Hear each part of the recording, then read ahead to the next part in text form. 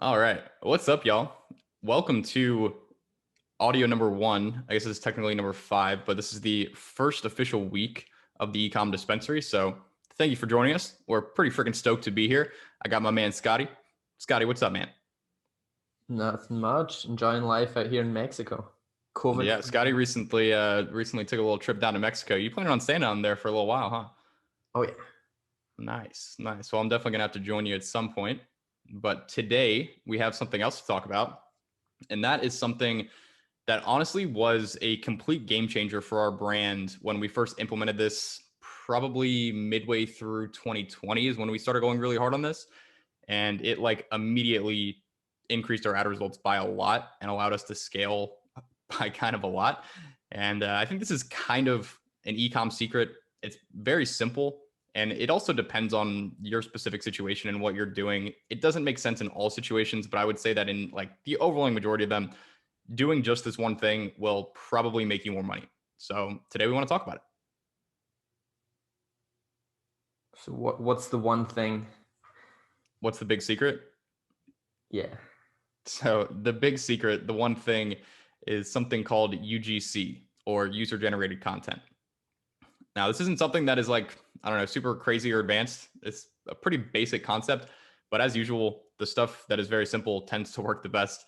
So user generated content is just content that you get from your customers.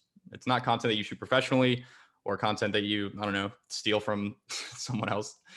User generated content is like photos of your customers wearing your product, using your product, and they tend to be pretty low quality in terms of like the actual production value. Most of the time, these are just going to be shot on an iPhone, but for whatever reason, they tend to convert really well when you use them in ads. Yeah, I think there's kind of two reasons that these work so well. The one is the model in your image is a customer. So generally, they're going to look like your target market. So kind of by the nature of it being user generated, um, the model in the shot is always going to look more or less like your typical customer, which makes it appeal to your typical customer. The second thing is it looks very sort of real. It doesn't look professionally shot. And I mean, I think it is known in the, not just the direct response world, but the broader advertising and marketing world that people are kind of blind to advertising in that they see it, but it doesn't fully register in their brain. Probably has more of a subconscious effect a lot of the time. But the reason why they can just, or why we all can just kind of ignore most of the advertising that we see is because we can easily identify it as advertising and therefore not relevant to us. Like we don't have to know what this ad is about. We don't have to read it. And we can easily identify that it's advertising because it's professionally shot. Ads have a certain look and feel to them that we can subconsciously recognize. And what user generated content does is it kind of circumvents that subconscious way of recognizing, hey, this is an ad. This isn't super important. This isn't crucial information because it doesn't look like an ad. User generated content looks like a picture your friend posts on Facebook or an Instagram story of some chick you follow, so it looks very real. It looks like the type of content that you are on Facebook or Instagram to see. Like nobody goes on Facebook and Instagram to see ads except for us weirdos. But yeah, that's basically it. It looks like what you're there to see.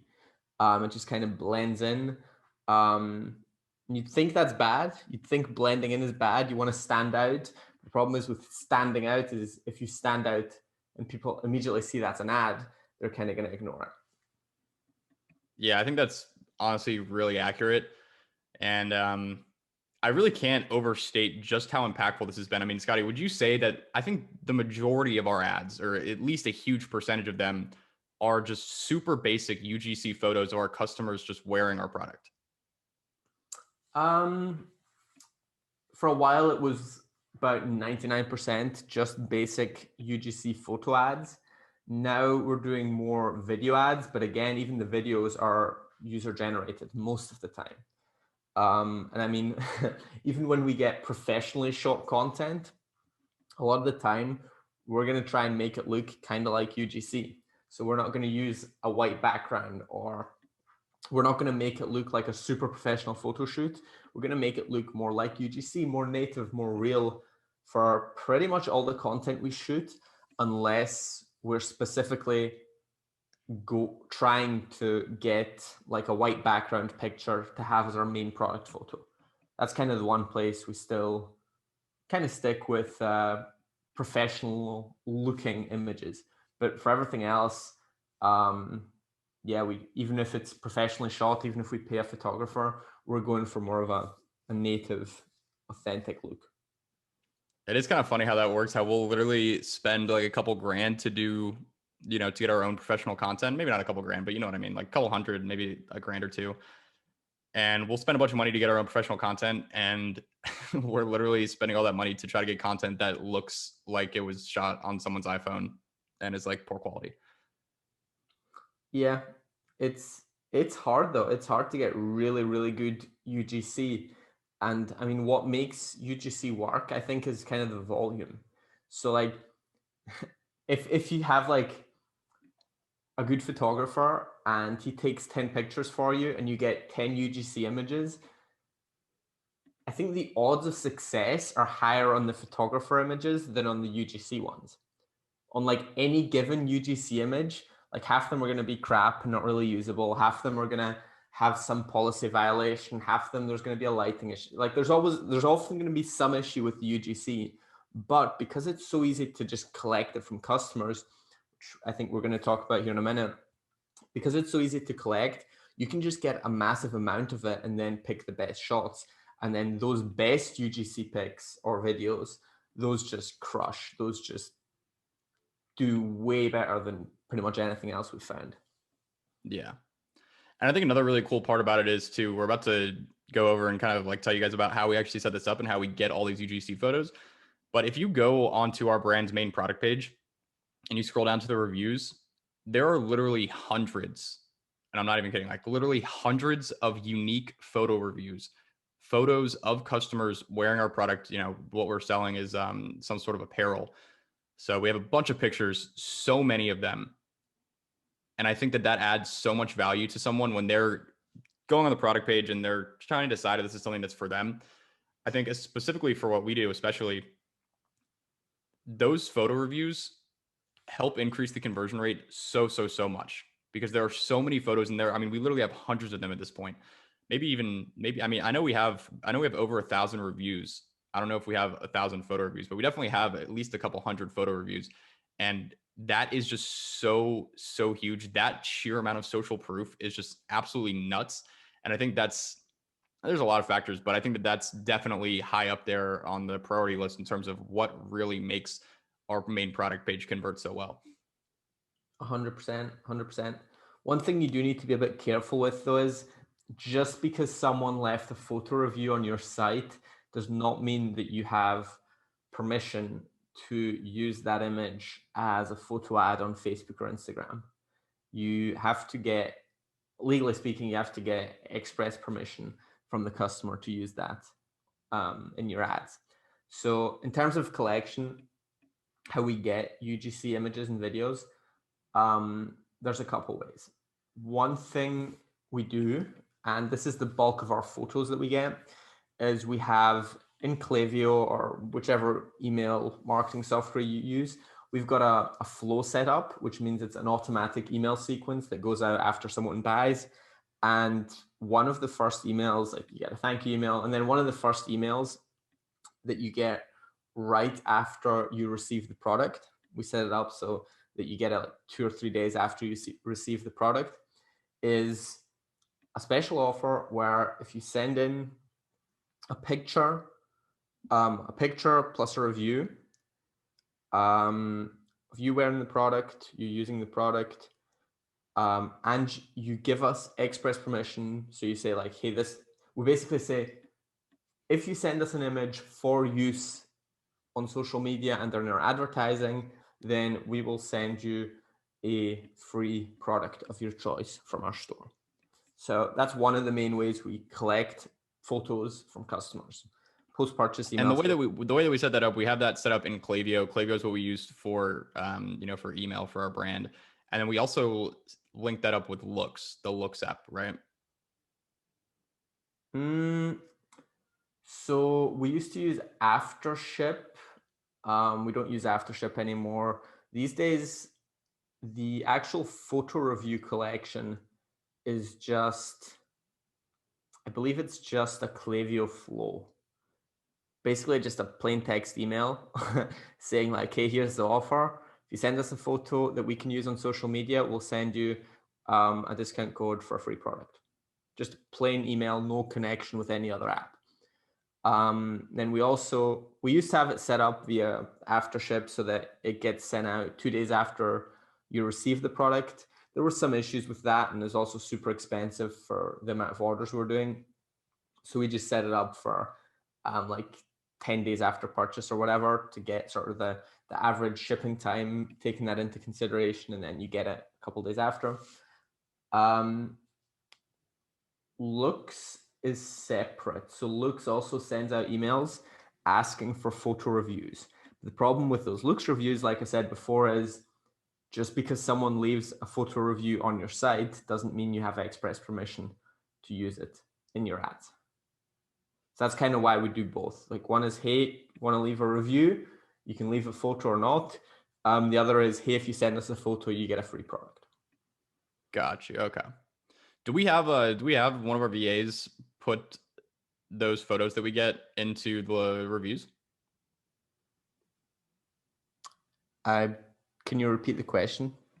Like the email that we send offering them a free product, if it's not hooked up with Looks, do we have one of our VAs adding those into Looks? No, we don't. But we have the opposite. We have photo reviews that people leave on Looks. We have the VA reaching out to everyone that leaves a photo review, asking for permission to use that photo in their review on social media. And if they agree to that, then the VA will go download the image and upload it to our folders so that only the pictures that are uploaded by the VA, we know, hey, all these pictures we have permission to use. The ones that are just on our site but not in the folder, we obviously don't have permission to use. Gotcha. Okay. So pretty basic setup. The Looks app. This is a Shopify app if you're unaware. LOOX. It's the reviews app that we use. That automatically sends out an email requesting a review, and sometimes people leave a photo there. But I think probably most of the UGC content we get is probably from that second email or the first email, whatever, the one that goes out with Klaviyo, and just ask them for a review and a photo in exchange for a free product. So that's how we set that up. And then, Scotty, we've also done something recently where we've gotten a lot of video UGC. How did we do that? Because that was a bit of a different offer, wasn't it? Yeah, this is the real secret sauce here. We've tried the same offer where it's like, hey, if you send us a video review of our product, we will send you a free product. Different product, same product, whatever you want, for free from our store, we will send it to you. That didn't really get much response. Like we would send it out to 1,000+ people and we'd get like one video. Jesus. So instead, because we really wanted video content, we didn't have a lot of video content at the time. Now we have a ton after doing this. What we did was we made a special offer where, hey, if you send us a video review that we can use on social media, again, asking for that express permission, we will PayPal you $50. Straight up video review for cash. $50, man. We're slinging out that money like crazy. How many of those did we do? Quite a lot. I mean, we've done 2 or 3 rounds of that, and I mean, we've paid out about $2,000. Okay. So put that in perspective. $2,000 for a bunch of video UGC versus $2,000 for, pay a professional to get a bunch of content. I'm not sure which one would have the better return. I think they're probably both good things to do. Oh, it's not even close. It's video UGC for sure. Yeah. Yeah. That's fair. Because the thing about that is so valuable, because I think some of our best performing ads right now are video ads that are just short clips from each little UGC video edited together to make just like a super basic UGC video ad with just our customers just talking about our product and just talking it up and saying great things. Yep, exactly. All right, so actionable tip right now. This is how you're going to make your $9 a week this week back. You're going to go, you're going to email your customers, make them some sort of an offer to get a bunch of UGC, photo, video, both, whatever. And then you're going to use that, especially if you do video, get a bunch of videos. You don't even need that many. You could do like, I don't know, like 5 or 10 max, and cut them together into one video ad and run that as a video ad. I guarantee you, I guess I can't guarantee, but I'd bet some good money that ad performs very well just because UGC is so effective. It's so it's ridiculous. I mean, it's honestly crazy. Like, again, it's so simple, but just this one thing, if you have not been putting any sort of effort into UGC, into getting UGC and using it in your ads, just doing that for the first time will honestly likely be a huge game changer. Yes, sir. I've got a few sort of last few details to add about this, if I can remember them all. So, yeah, so if we're sending out an email broadcast, so email goes out to a bunch of people at the same time, that's a broadcast or a campaign in Klaviyo. We will set a deadline. So it's respond by X time. Respond if if we send it out on a Wednesday, respond by Sunday night at 12 a.m., whatever. Reason being is nothing gets done without a deadline. And if you're trying to get UGC, you're not really interested in, you're trying to get it now and someone responds 3 months later, you might not still be interested, or you might not want to be paying out the $50 or whatever. So set a deadline. It works better. Number one detail. Next detail, if you've got a big customer list, so if you've been running the store for a while, you've got, I'd say if you have more than 2,000 customers and you're paying out cash money, what I would do is I would split the list. So we split the list up. We started with a segment that was like 2 to 6 customers who bought between 2 and 6 weeks ago. So it's recent customers that have for sure received the product. Because you don't want to be emailing customers who haven't received the product yet. That's like always a no-go, just going to lead to customer service issues. And the reason we did this, number 2, is we didn't want to email 20,000 customers and get 1,000 responses and need to pay out 50 grand. So we took a small sort of subset. We took, I think it was about 1,000 customers each time that we emailed out this offer. We only mailed it to 1,000 customers, and if we want more, we'll later go back and take a different time frame to email out to that different segment of customers. That's second sort of detail. Third detail, and honestly, this is something that we do not do, but I think we should. Something I need to look into, honestly. If you pay a customer to send in a video review, I believe legally there needs to be a disclaimer on that video saying that there was like some sort of compensation for that video review. Need to look into that a bit more, but just sort of heads up there. If you want to be doing everything 100% by the books, do some research there before you launch that video ad. Yeah, this is not legal advice. Yeah, definitely not legal advice. Me and Scotty are not lawyers, and we don't play them on TV either. Yeah, shout out to Robert Freund Law. Check him out on Instagram. Honestly, one of the best sources for e-com content if you're established. He just talks about legal stuff and making sure you're legally compliant with FTC regulations and all that kind of stuff. Yeah, that guy's honestly a great account. His posts are like super, like, I don't know, like kind of stiff and nerdy, but they're so informative. And I honestly learned something with almost every single one of his posts. Just he basically just posts on Instagram about various lawsuits and things that are going on. And it's good stuff to know, because you don't want to just fuck yourself over for a dumb reason because you just were not paying attention to some like minor legal detail. Although I will say, generally the cases that he brings, like a lot of the time, it's like details that caused the legal case to be won or lost or whatever.